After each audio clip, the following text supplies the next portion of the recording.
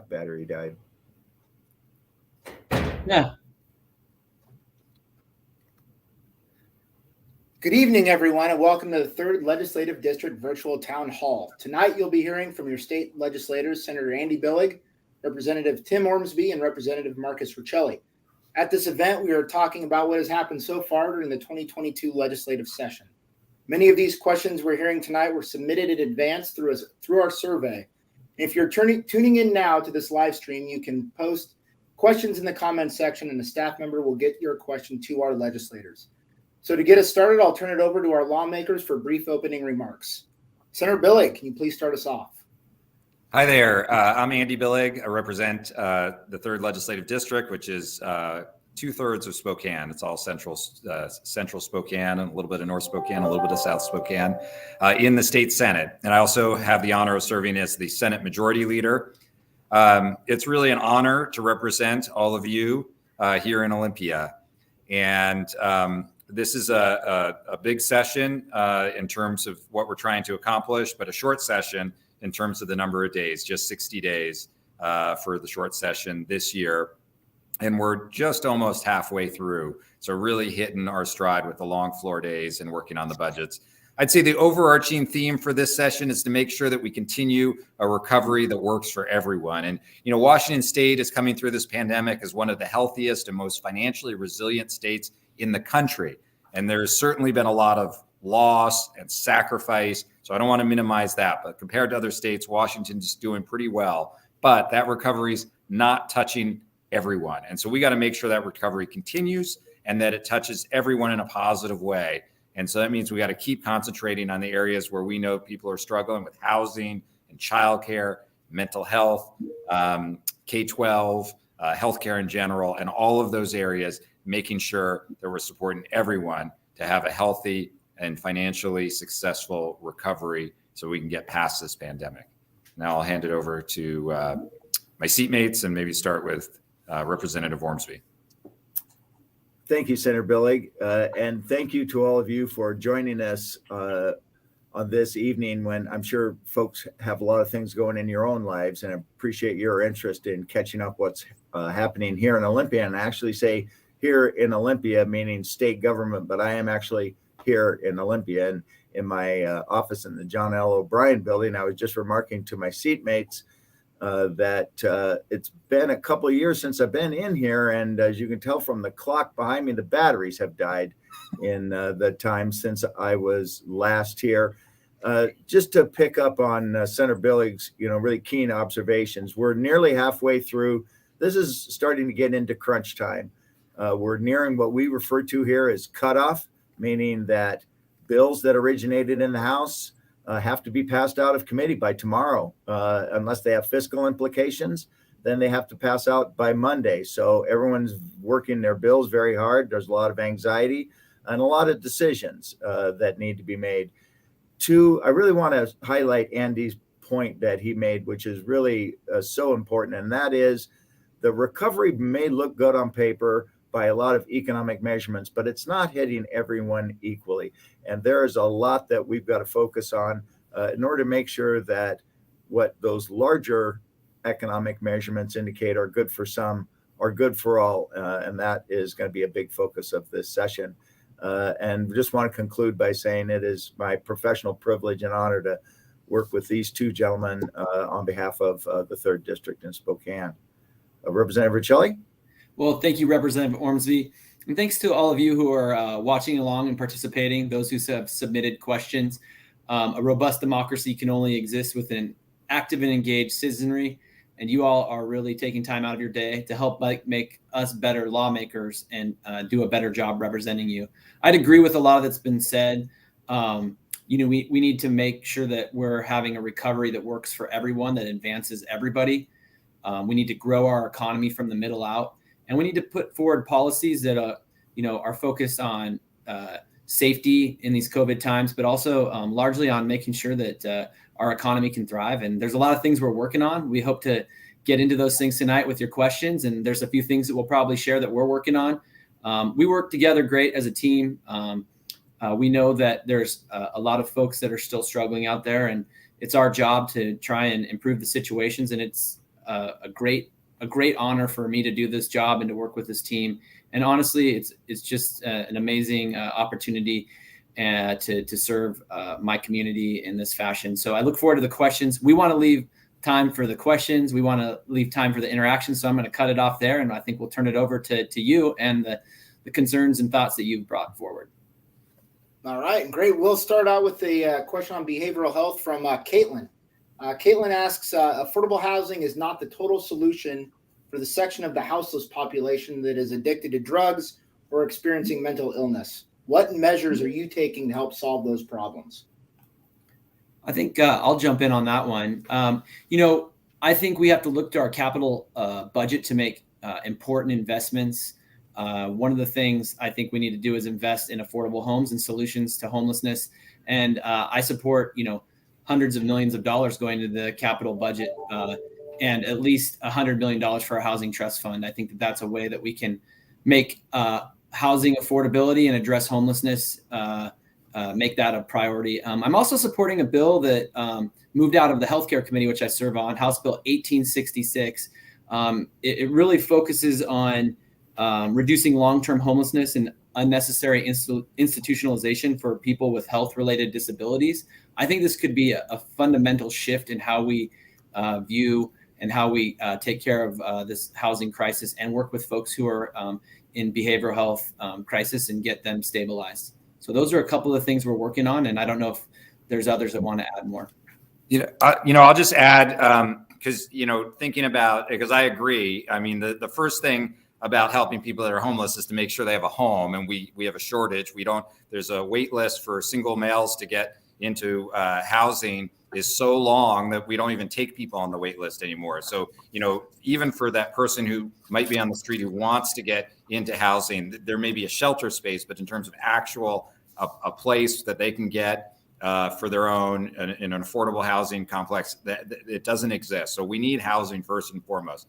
But you're exactly right in the question. There are other factors: substance abuse, mental health treatment. And we have been putting a lot of money as a state, a lot of funding, a lot of resources into supporting that. Our community really rallied in setting up that crisis stabilization facility that's on the campus of the county campus there that opened about 6 months ago. That's where police can take somebody who's having a crisis and not take them to jail, where they're not going to get the help and services they need. They can take them to that crisis facility and they can get the treatment they need. So that was a big step up. But our community has also missed on some other things. There have been 2 state programs that the state provided resources our community didn't take advantage of. One was a rapid rehousing opportunity that the city city administration decided not to pursue and take action on. And another one was a rapid response team for people who are on the streets. Part of the Blake funding was to provide these rapid response teams. Our county, Spokane County, said, no, we're not ready.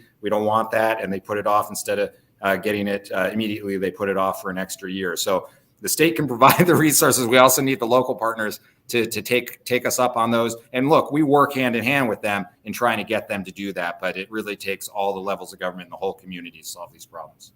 And I'll be really quick. I think like to just thank you for the insightfulness of your question, Caitlin. And behavioral health is where it's at. And this is a theme that has me worried as much as any particular issue because it runs across all issues, and that is workforce. And to have behavioral health specialists that are dealing with substance use disorder, mental health, crises, all the rest of it, we have a workforce shortage that for the people that are actually in state employment and for the people that the state contracts with to provide these critical services. We can dedicate all the money in the world, but if we don't have the people with the interest and the passion and the skills to go out and work their craft with individuals that have these challenges, it's got me very concerned.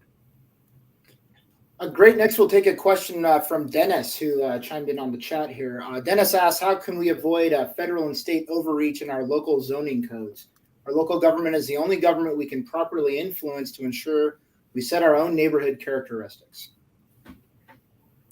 I can jump in. One of the things is I served as a city of Spokane plan commissioner, and a lot of those decisions get made at that level about our comprehensive plan, et cetera.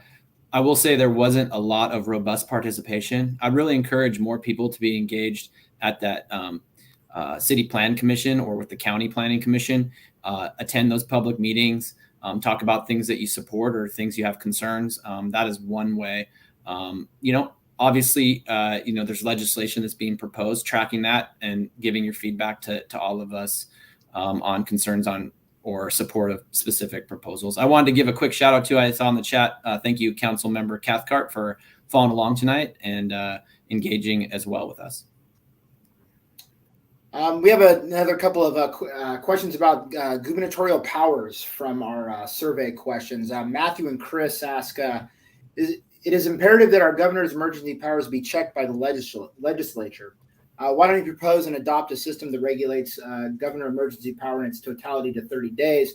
And Chris asks, does the legislature have any plans to rein in emergency powers? What actions will be taken to limit emergency powers? And will the legislature seek to place term limits on the governor?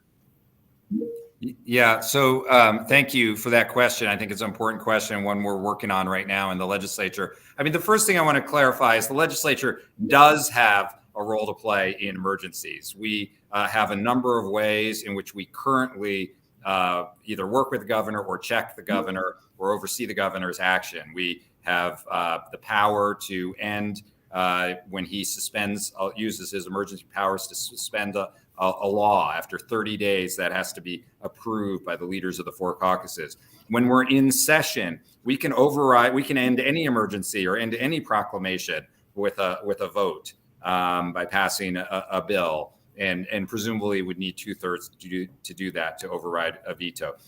But we made changes last year where we changed the way and checked the governor's powers about being able to spend federal money during an emergency, and gave the legislature a bigger role of that. So those are the ways in which the legislature currently has control. And I do want to say, part of the, I mentioned in the open that our state has done really well, and I give the governor a lot of credit for that, because I think actually the governor's done a really good job by and large. Not that I've agreed with every decision, but he's done a good job. And so the changes that we are considering, because I do think even with the job he's done, even with the significant role we already have in emergency powers as a legislature, I don't think the balance is right now.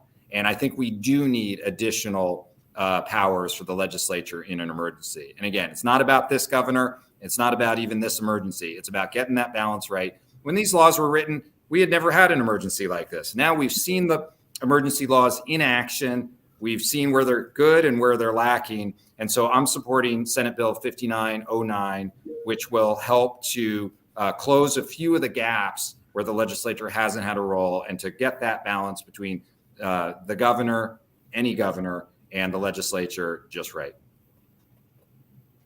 All right. Next, we'll move to a question from Larry, who has a question about climate and transportation. Larry asks, will the legislature pass bills to eliminate the requirements for a transportation package to be adopted before the Climate Commitment Act and the Clean Fuel Standard become effective? So the Climate Commitment Act, the governor vetoed that connection, and so that veto is holding. The veto of that connection on the low carbon fuel standard is in dispute. The legislature actually sued the governor over that veto. But I think if a transportation package passes, I think that connection will address that connection, and that the low carbon fuel standard program will be able to go into effect as well. I'd like to just take an opportunity. I think we have a great opportunity to pass a transportation package that wouldn't require a gas tax, that could significantly maintain and protect our existing infrastructure. I think meet our obligations that we passed in a previous package, and significantly invest in things that would reduce our climate impacts through bus rapid transit and through bike pedestrian investments, et cetera. So I'm excited about that opportunity. I look forward to that discussion coming in the short session and getting more attention in the next couple of weeks. We're seeing a few questions in the chat about COVID and its impact on the arts, and we've got a question on that too from the survey. Melissa asks, in a recent statewide COVID cultural impact study, data showed that cultural organizations across Washington were devastated by the pandemic. Particularly hard hit were BIPOC-led organizations and organizations in Eastern Washington. Are there budget proposals, bills, or other legislation this session that invests sustainable funding in arts and culture? And if so, do you support them? I'd like to go ahead and give that a shot if my my seatmates are okay with that. So we identified within our small business relief packages passed last year that are in place now. We specifically called out arts organizations as the recipients, and to try and get a mix of the different all the artistic venues, whether they're live theater, live music. Those were particularly hard, but also that involved mediums of sculpture and paint and music. And throughout the entire spectrum, we didn't know what we'd be missing out on when, in terms of our arts and culture experience, until those things weren't available for us on a daily basis. I know that it became clear to me what I was not able to do. I don't consider myself, a real patron of the arts or really arts and culture consumed, but it became clear to me how much it was impacting my life. And so there are proposals generally through the budget, through grant programs, to award to specifically hard hit sectors of the arts. And there are many different venues where this occurs. And what is clear to me also, regardless of any of my personal feelings about it, is art and culture is huge to the development of our community and to the development of our children.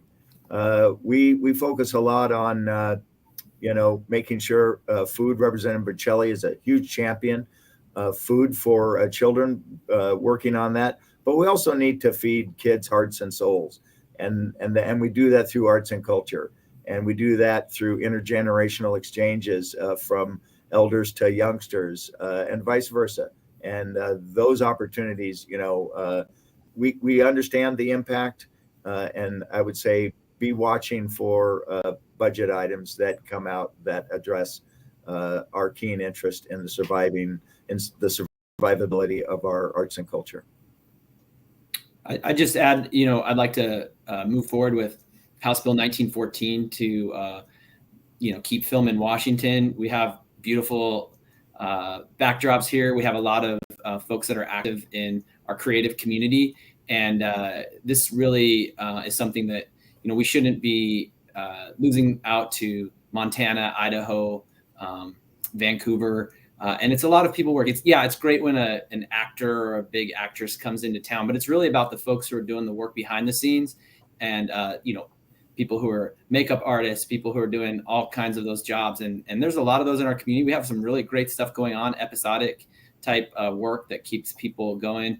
Also, specifically, the program would continue its apprenticeships with some of our BIPOC communities, which I think is exciting. So that's one thing. The other thing I think all three of us represents continued investments in the MAC to make sure that that's an opportunity, particularly for our school age kids, to experience the great exhibits that come through and a lot of other cool stuff. Great. Up next, we've got a question from the chat from Rachel. And Rachel asks, after COVID culled the workforce and created a workforce shortage, how do we now fix this issue in our community with respect for all?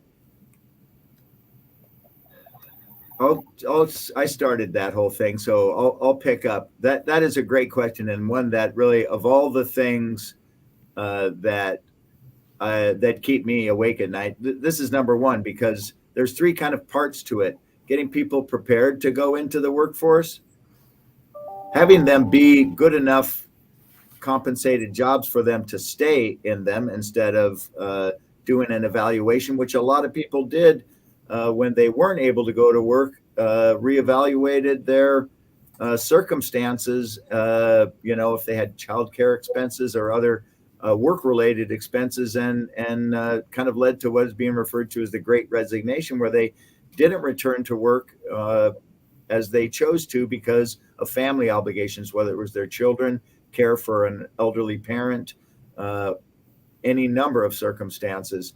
So we have the pipeline, the education pipeline that feeds it. We have to maintain and retain the people that we currently have. And we also have to boost up the compensation for people in these critical jobs that the state relies on in order to keep them there and in order to keep producing the services that we prioritize. And I don't have any easy answers, but what I do know is it's going to, the best minds in our state are working on this very vexing issue. And, it is something we're going to have to make substantial progress on. I'm concerned that we may not be able to meet all of our expectations because of these workforce challenges. Up next, we got a question from Julia from Twitter. Julia asks, says Spokane is completely different from Seattle, and like to know what we're doing. We're doing a lot better here and do not need all the restrictions. What are you doing to help small businesses in Spokane?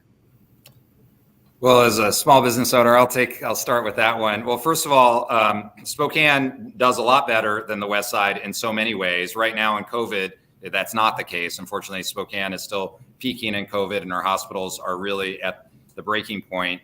And while the West Side seems to be coming off the peak now, hopefully Spokane will be coming off the peak very soon. And then I hope and expect the restrictions, which are not very significant at this point, but to the extent there are restrictions on some large events and the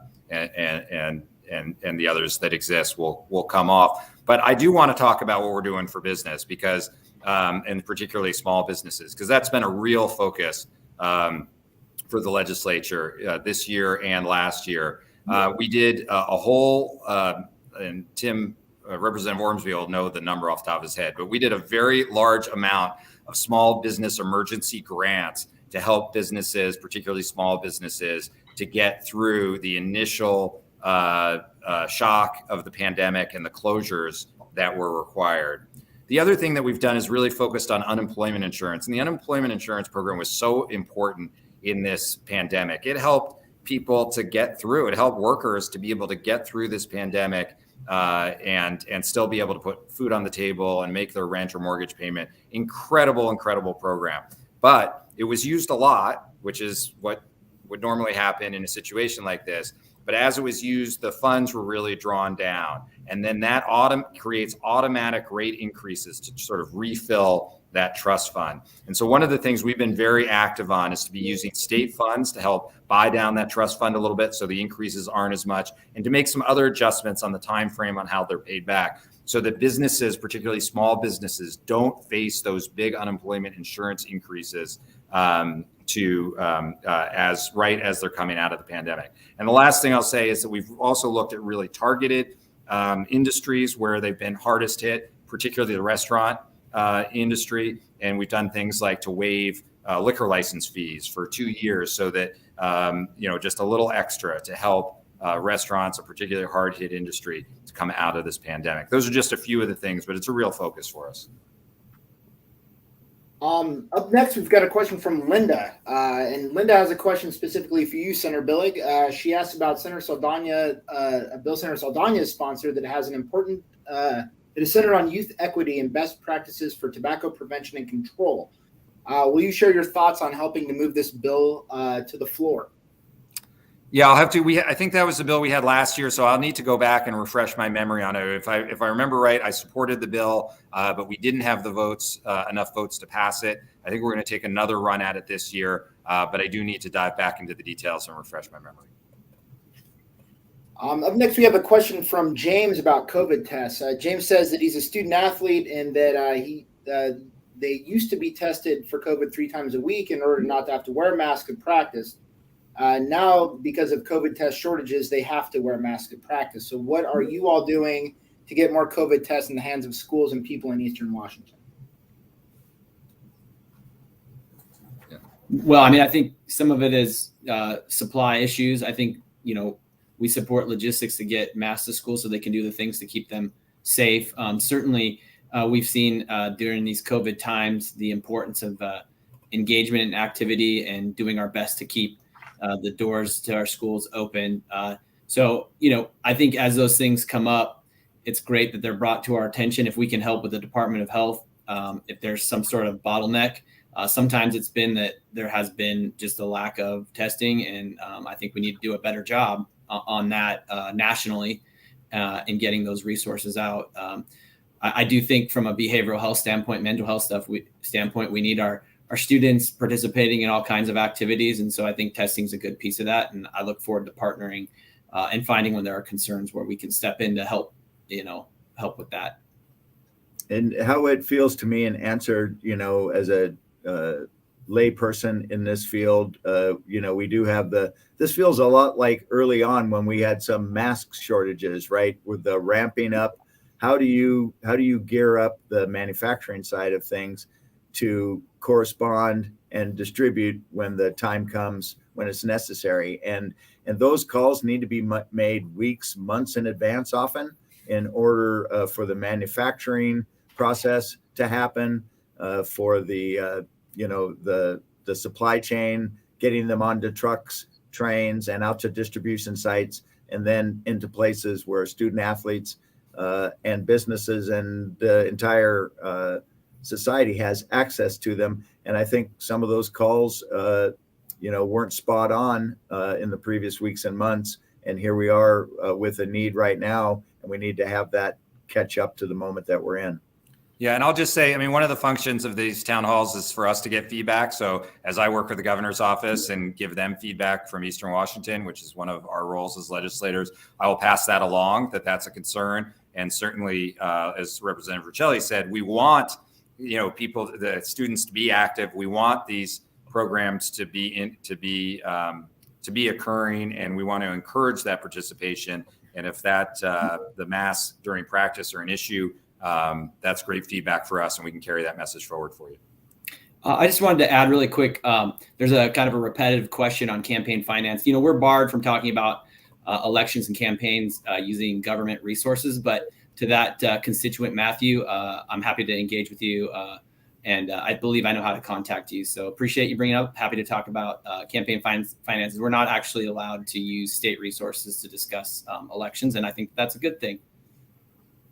Up next, we got a question from Amber on the chat. And Amber asks if she can count on you to support and increase the Aged, Blind, and Disabled cash grant. I can say that I am fully in support of the Aged, Blind, and Disabled cash grant. I feel a little bad about what happened in this space. Don't need to go through the history lesson. Amber, you may very well be fully aware of it. I think this brings us back to levels back in the 1990s when we used to have GAU and GAX. And I believe that going, increasing it to the $417 per month for those that are aged, blind, and disabled is appropriate. And I support that. Next we got, go ahead. Yeah, I support it as well. Yeah, right. Me too. Up next, we got a question from Karen about fake vaccination cards. She asks what your position is on all of you, what your position is on 5667, which concerns the possession and use of forged and falsified COVID-19 vaccination documents. That bill hasn't come before me yet in a committee or on the Senate floor, so I don't know it in detail. I'd have to look at it because I think it would already be covered. It's already fraud if you're gonna forge something and then use a fake card. So I'm not entirely sure we need a new law for that, but I'll look closely at it, and just have not had a chance yet since it hasn't come before me. I would say the same. Oh, sorry, Tim. No, go right ahead, Marcus. At being a Senate bill, I haven't looked into it. What I would say is, I think now's the point where we just have to continue to provide public health education, communicate people about the benefits of vaccination in a pandemic. And if it's, I think looking at kind of enforcement versus public education and public health education, I'm supportive of that. I think if people are going out of their way to act in fraudulent manners, and that, that we shouldn't allow that, but I'm not sure that's where we should put our resources and time and effort at this point. And I just, to clarify, I agree with my seatmates, all good points, covered the issue extremely well. And just for folks' information, bills that begin with a 5 or a 6 are Senate bills. And that's why we're seeing that as House members, Representative Riccelli and I wouldn't even have maybe heard rumors about it necessarily. Bills that begin with a 1 or a 2 are House bills that if there isn't a corresponding version of that in the other chamber might be unfamiliar to a member of the other chamber. So just for our listeners' information, lower numbers, House, higher numbers, Senate. Up next, we have a question from Madeline, and Madeline asks if you would be willing to introduce and support legislation that would increase access to SNAP benefits for the growing number of food insecure college students in Washington. Well, I had the opportunity to talk to some students yesterday, and they brought that point up. And one of the students was from Eastern Washington University. I've heard from our community colleges. Spokane Falls Community College actually has a food pantry where they take unused food and are able to repackage it in a safe manner so there's not food waste. So I'd love to have that discussion. I think it's an excellent point. And we've worked a lot, and I've personally worked a lot in kind of the K-12 system and how we increase access to food. I don't think we should be leaving out all folks that are food insecure. And I'm looking forward to learning more about how a lot of folks are facing that on our higher ed campuses and our community colleges, et cetera. And if I can just, not on that one, but just a recurring question I see coming up in the chat that I wanted to address about mental health in schools. Really important question, really important point. And we just heard a bill, had a hearing on a bill in the Senate Ways and Means Committee that would increase the nurses, social workers, and psychologists, and school counselors in schools. And it's badly needed. It's really important work that's being done. The schools are understaffed in these areas. It's a bill that I support, and I hope that we'll be able to move out of the Senate and through the legislature this year. It's because, look, and I had a great meeting today with some Spokane Public School students, and they made that point that the resources that they get are great, but there just isn't enough of them. And they've got waiting lists of people to talk to the counselors and the school psychologists in our high schools and middle schools. And we just have to do better than that with resources. And that's going to be a priority this session. Yeah, and I think there will actually be a competition between the House and the Senate about which bill prevails. That is my prediction.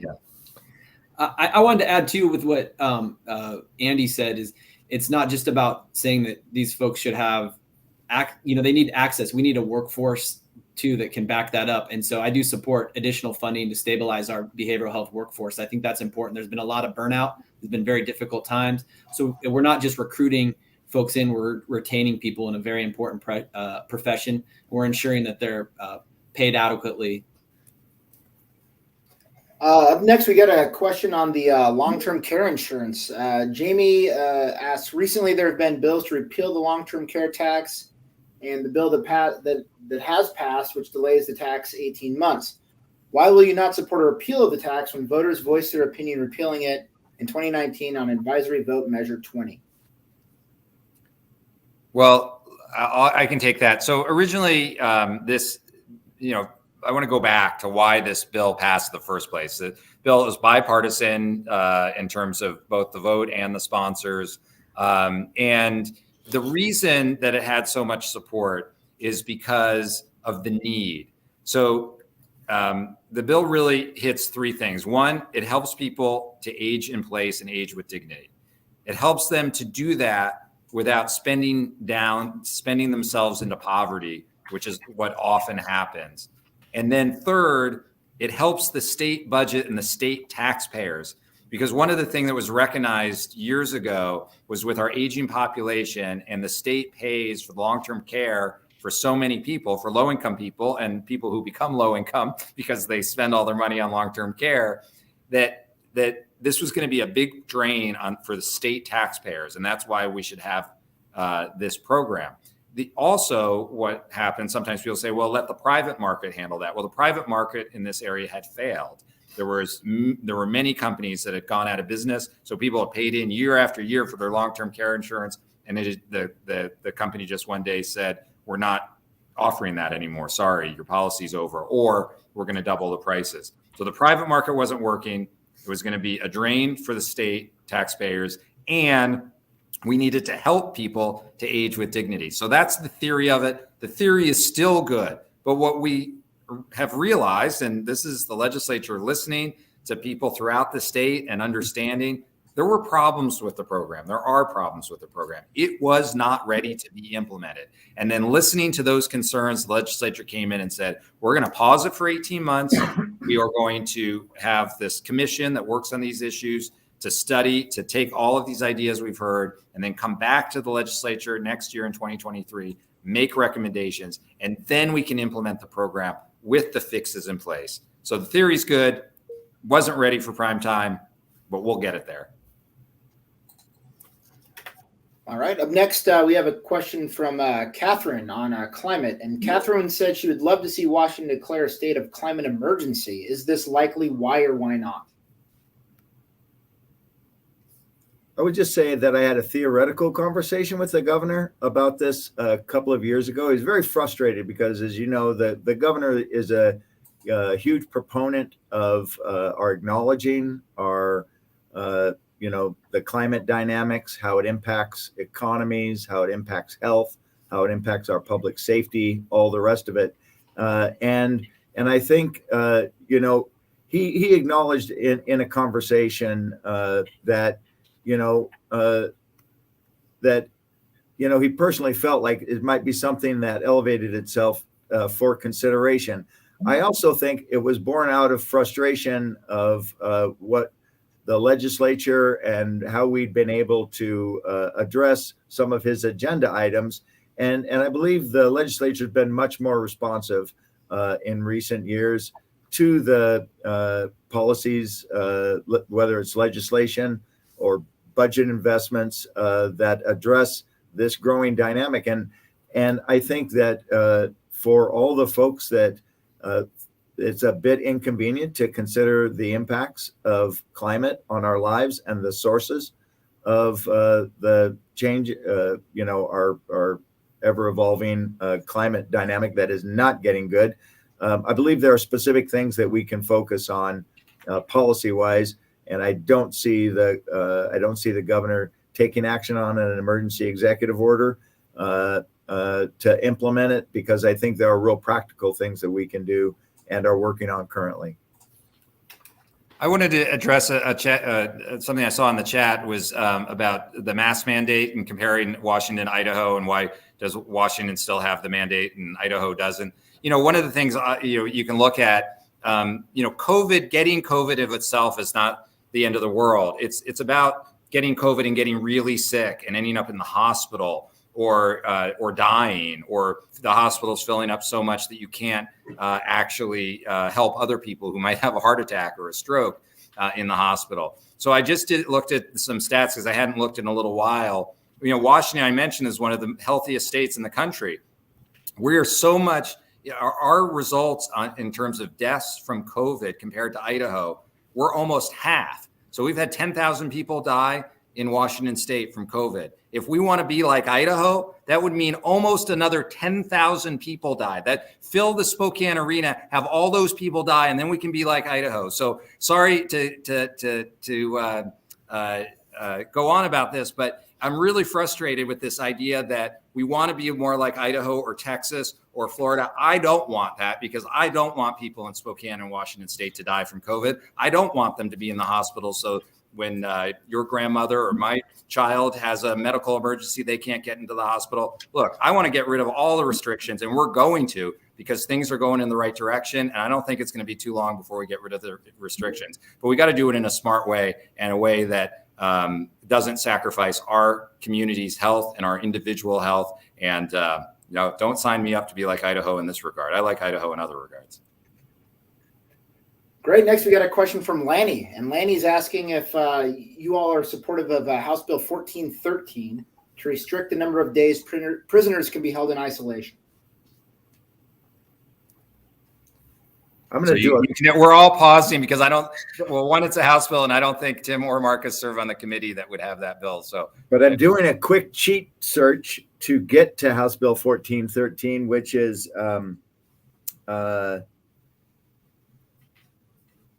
I can just say that I am a co-sponsor of this bill, and I believe the last action that occurred was in the 2021 session, and it's a bit of a complex criminal justice issue that involves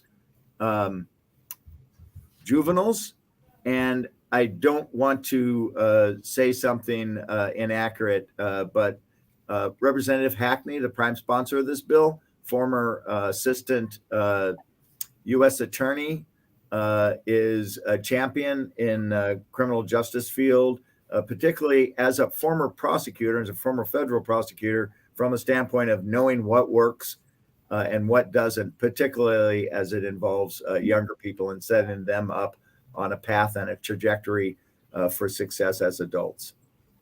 I can just say conceptually, I am supportive of that.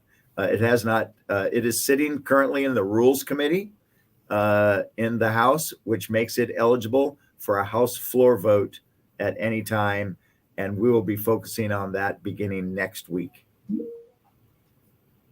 But I can't speak specifically to House Bill 1413 in that regard. Up next, we have a couple of questions about transportation. Here's a local one. What are you currently doing to help fund the North Spokane Corridor project and ensure that East Central and the rest of the South Hill get fair and equal access to I-90 and the NSC? That's from Randy. Sure. Yeah. Well, look, I think there's been some robust conversations that WashDOT's had with the community, with businesses, and we're looking to include in that project another access point that I think will be critical. And I want to give Senator Billig a nod too. There's discussions now in bringing forward a land bridge that would connect a community that was bisected in the 50s and the 60s, a historically Black community that had, their neighborhood cut off, that had many families dispersed, that then couldn't, even though they were paid fairly for their houses, they couldn't go purchase houses in other neighborhoods. So that kind of longstanding harm still exists today. So I think there's some things that we can do. I'm really looking forward to a transportation package that could also potentially speed up the North Spokane corridor through some adjustments of the cash flow.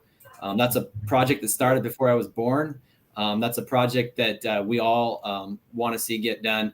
So I think there's a lot of things in play, but particularly the additional access there. I think a cash flow plan that would speed up the North Spokane corridor, I believe, to 2027 versus 2030 or beyond. And I think this idea really some thoughtfulness into a land bridge that would connect the East Sprague Business District and the folks on the north side with the south side, which now has an excellent, which has always had an excellent park. You have the new library over there. You have the East Central Community Center. You have that great district that has the Carl Maxey Center and Fresh Soul for food. So that's what I think we're doing. And I'm really excited about it. And I appreciate the work. I also want to give a tip of the hat to Senator Billig, who could maybe use this as an opportunity to talk about some of the housing opportunities that weirdly have matched up with transportation in this scenario. Yeah, thanks, Rep. Riccelli. So I appreciate all those comments and agree that an additional bill that we're working on would help the Department of Transportation to take some of the extra land they have. So they bought a bunch of land for the connection of the North Spokane corridor to I-90, and now just a more modern, slimmer connection design is being used, which is great because it saves money and it's just a lot smarter. But it means they have a little bit of extra land. And this was all land that had been housing in the East Central neighborhood, and the houses just got all knocked down.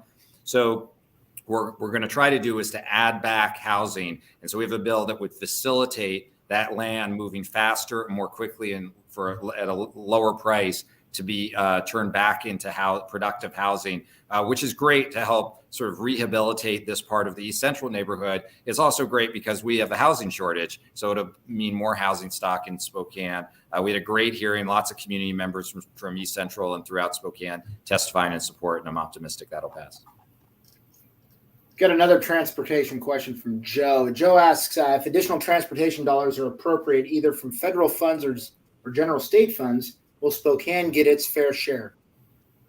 Can I speak to that as the person least associated with transportation work in the legislature? I just want to point to my two colleagues who doggedly pursue this in answer to Joe's question. So, we do not have a lack of advocacy for Spokane, the city of Spokane, regional projects, Eastern Washington, and connectivity. More than I just want to compliment my seatmates who doggedly pursue that. So we do have to approach transportation as a statewide issue, and there are individual and regional needs within that statewide structure that have to be taken care of. And we all want to take care of the stuff that's happening in our own neighborhood. And as the person least connected with the transportation happenings in Olympia, I have every confidence in my state senator and my state representative and standing up for what is good for my community.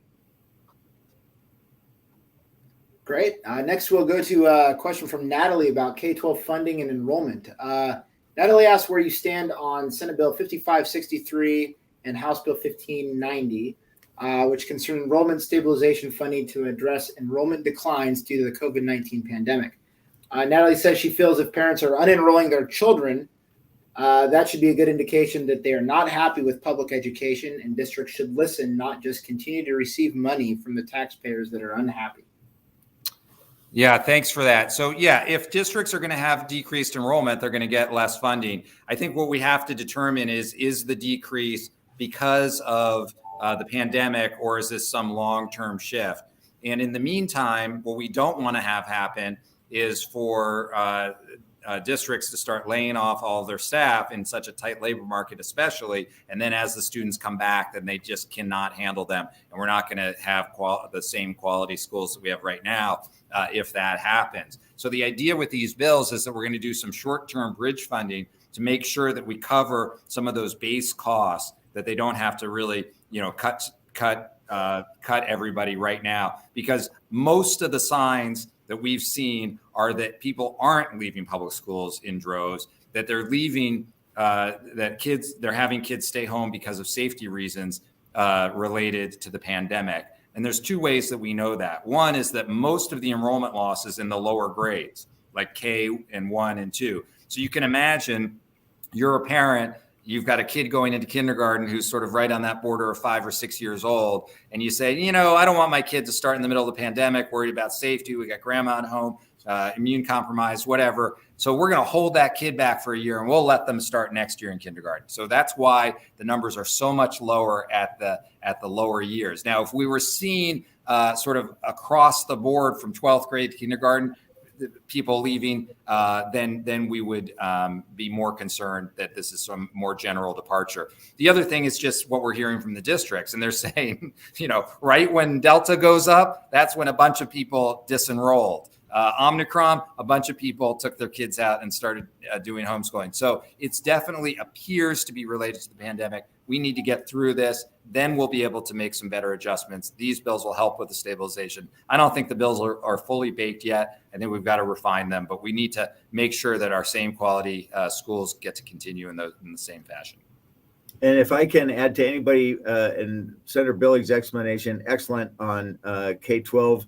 Those are that approach to stabilizing the workforce in areas. We spoke about behavioral health earlier, in the early learning space, to make sure that we don't lose quality early learning educators because people are not accessing childcare so much right now as they had in the past. We don't want to let the foundation and the structures of these sectors of our economy crumble so that they can't be rebuilt when we are in a more interactive economy. We have to make sure we stabilize the foundations so that we don't lose critical aspects of what we rely on when things are back up and running in a more interactive economy in the way that we had been used to prior to the pandemic.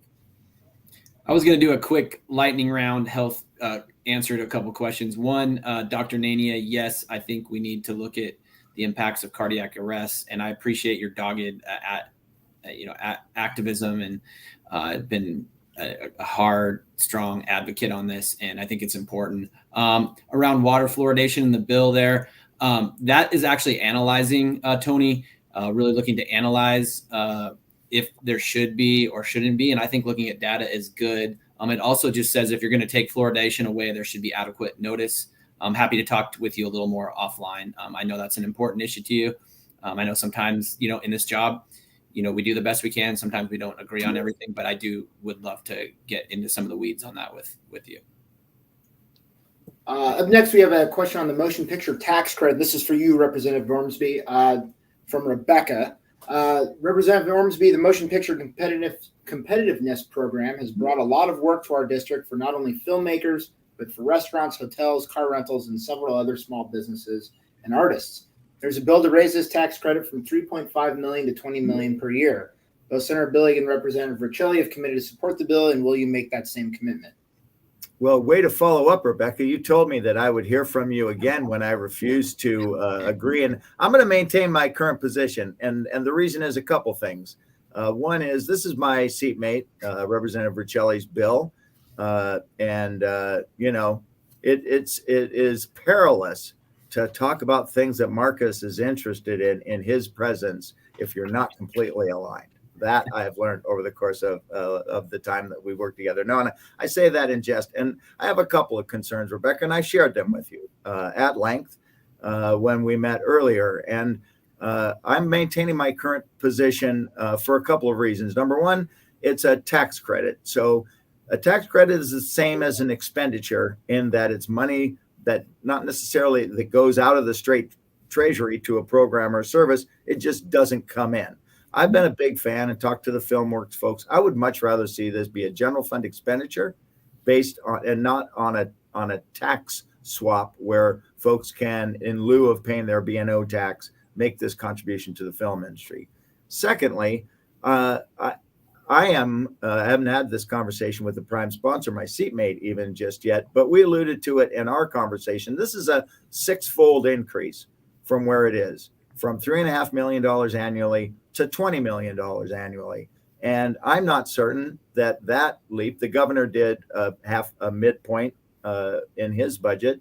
And so I would just tip of the hat to you, Rebecca, for doggedly pursuing your industry and the assistance this could provide. What I can tell you is this makes it through the process, shows up on the House floor. I will have the confidence that it's been worked and that my concerns have been addressed through the process, and I would then vote for it coming off the House floor. It's not quite yet there, and I imagine Representative Riccelli, who would be following this extremely closely, may have an update on its prospects and where it is now in the process. Well, I just think we've had an active creative community that's advocated, but I do want to, I do think it's important. Chair Ormsby, as I'll refer to him in the Appropriations Committee, has his eye on so many different things. And so, I know that he's looking at this holistically, and I look forward to future discussions. I do think that I wouldn't have put my name on a bill if I didn't think that this could significantly enhance economic activity and create jobs and protect jobs we have. But this, members from all over the state are working different policies and talking to Chair Ormsby, and he's looking at the budget holistically. He's one of the folks I think most in our House Democrat caucus is a heart for our most vulnerable. And so when we talk about the things we're working on, it has to be balanced. For me, it's social determinants of health, food, housing, the priorities too. And so it's a balance. And so I appreciate the weight and responsibility. And that's what this is. This is a dance of legislation. And I think we'll have an ongoing conversation to see what we can move forward. And I've stated kind of where I'm at, and you can see that we're not always aligned or we have discussions. And I think that's healthy. Yeah, and I really enjoy sparring with my seatmate in the House, and we do it with it's all in good fun. But we we're not a monolith. Not the three of us that represent the 3rd District. Not all the Democrats. Not Eastern Washington people and Western Washington people, or all the Republicans. We each bring our own unique viewpoint. And to the point earlier when we were talking about the question involving support for the arts and the creative economy, we also want to strike a balance here as well, because I was not aware of the impacts of the pandemic on different components of the creative economy. We have, an industry sector lead in the creative economy that we're hoping can help us sort those things out. And what is the best proportionate distribution of our collective commonwealth to support arts? I would just say I am a huge supporter of that in concept. And what should we do in the music space? What should we be doing in the live theater space? What should we be doing for things that engage children? What should we be doing in the motion picture space? All of those things, and looking at it, I am so committed, especially given my experience in the pandemic, about the value of arts and culture. Just want to do it right and do it in a proportional way. Andy likes baseball. I like soccer. Tim likes video games. We got lots of things we are different. So we're getting close to the end here. We got time for just a couple more questions. One is from Annika, and she asks what your stance is on safe staffing standards. Marcus. Well, I'm a supporter. I'll just get that out of the way. Marcus, why don't you explain where we are? Yeah, I'm the prime sponsor of the bill, and I didn't take that lightly. We're in the midst of a pandemic. There's workforce shortages across our community, but it wasn't just specific nurses that were brought to me to pitch something. This was folks that are in our emergency room that I play indoor soccer with, or my high school classmate calling me in tears about the level. And we know that that your chances are more likely go up 7% to perish in a hospital as the patient load goes up with nurses by about every additional patient they care for. So I think this is a very concerning thing. I think we passed a bill on meal and rest breaks several years ago. I don't think that those are being enforced in a way that are proper. So there's a lot of concerns there. I'm having a robust dialogue with members in our community. A Republican, Mike Volz, has co-sponsored the bill in the House, and we're talking with the Hospital Association and the nursing unions and trying to find solutions that will work for everybody to make sure that you and I get the best care when we walk in there, and that's what the nurses want to do. They want to provide safe environment for people to be healthy.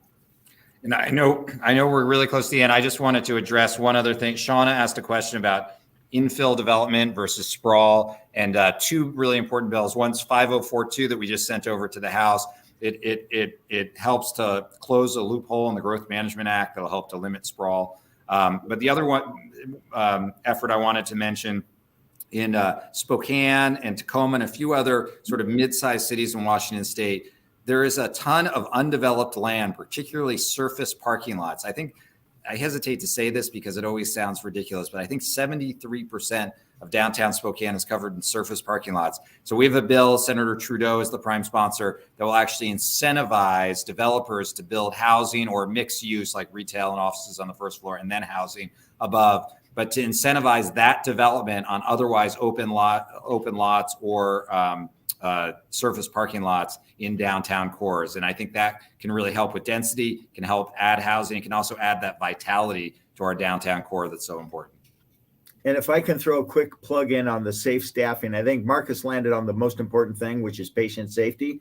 But I would like to speak to the burnout. When we are faced with a workforce shortage and we are putting people into trauma at work based on the hours, and we lose them or they're less productive, we have not done ourselves any favors in terms of maintaining those high standards with the employees we currently have. And it is one of the strategies. We have to protect them in the workplace from onerous workload conditions. I think we're going to go over just a little bit, if that's all right with everybody. But we got two more really good questions. The first one comes from Emily, and Emily would like to know, on behalf of survivors of domestic violence and their advocates who are facing more challenges than ever with less funding. And she'd like to know, will you support including $7.5 million in supplemental funds for crime victim services? So this just recently came to me from the crime victim advocates. So it's VOCA, Victims of Crime Act dollars. This is a very new issue to this particular component. I know that we supported the governor's funding levels in most all of these areas. And if that is what the governor had in his budget, I think the legislature is following suit. If it is something that's not, it will come back to us as we circle back through these issues. On the victims of domestic violence being a specific subset of the victims of crime, there may need to be particular focus on survivors of domestic violence, and if there are children involved in that situation, for their protection and security. It may need to be outside of that 7.5 million that was referenced in the question, and in addition to. Okay, and our final question of the night goes to Charles. And Charles asks about election security, and he'd like to know what we're doing in our state regarding that issue. For example, cleaning up voter rules. Can you, as our representatives, assure the citizens of Washington that our elections are fair, legal, and accurate? I can absolutely assure the citizens of the 3rd Legislative District that our elections in this state and in Spokane County and the city of Spokane are fair and accurate. Yeah, and I just saw the auditor just did a report about invalidated ballots, and it was really, I read through it, and it was really encouraging to me, because in addition to us having traditionally very good voter security, and one of the things about mail-in ballots is that you have a paper trail. So since we went to mail-in ballots, our elections actually became more secure because you have this really easy to follow paper trail. But one of this thing that the audit showed was that there aren't very many invalidated ballots. But I also, you could see in this report the depth to which the auditors go to check to make sure that the ballots are legitimate, and then that they pursue when a ballot is either suspect or needs to be disqualified. So we have a really good system in Washington State. It's one of the best in the country. And we have almost no voter fraud in Washington State. It's like single digits in each election out of 7.5 million people. So yes, we have a very good system here. All right. That was, sorry. Senator Riccelli, do you want to chime in? I agree. I know we're running out of time here. I would just say that civics is very important, and that how we vote is important. We take that very seriously in Washington, and I'm troubled by claims of fraud that just don't exist, because it really undermines the importance and integrity of our system. And I think we should tread carefully and look at the data, and the data says Washington is safe and secure in our election process. And we'll end it there. Thank you so much for everybody who submitted a question for our lawmakers, either through the survey and the comments, and for following along all night. This was really great. I'm now going to turn it back over to the legislators for some closing remarks. Senator Billig, would you like to begin? I just want to say thank you. It's great. I love this opportunity to hear your questions and comments and chat with you for a little bit. I just always like to remind you, we work for you, and we can only do a good job of representing you if we're hearing from you. So that's why it's so gratifying to be able to have this opportunity with you, but also want to hear from you throughout the session and throughout the year. So my email address is up on the screen, and I read every email that comes from constituents, and we respond to everyone. And we get great ideas and input. And so keep that coming. And thanks again so much for participating today. All right. Thanks everyone. And thank you. Well, let's give Riccelli and Rep. Ormsby a chance to close. Sure. Thank you again for participating, for helping us do our job better. I hope you'll check out my website. I hope you'll sign up for our e-newsletter. And I look forward to doing this. We do mobile offices and in-person town halls. And, I have an optimistic outlook that we're going to be seeing you pretty soon live and in person. And we like to enjoy that interaction as well. But thank you for doing your part to make us better legislators and bring forward better policy in Washington State. Thank you. Just as my seatmate said, again, my high privilege and distinct pleasure to work with these gentlemen and rely on them for their insights as we divvy up and have roles and responsibilities. And would just say it has been the honor of my life to do this job and to represent the folks in my community and think about answering to you all in these forums, in whatever form they take. Back home and in person and at the ballot. And we are accountable to you all, and I wouldn't have it any other way. Thank you for having us in your homes tonight to exchange ideas. Thank you, everyone, for joining us. And like our lawmakers said, if you did not get your question answered, please email them directly and reach out to their offices. And thank you so much for joining us, and have a wonderful evening.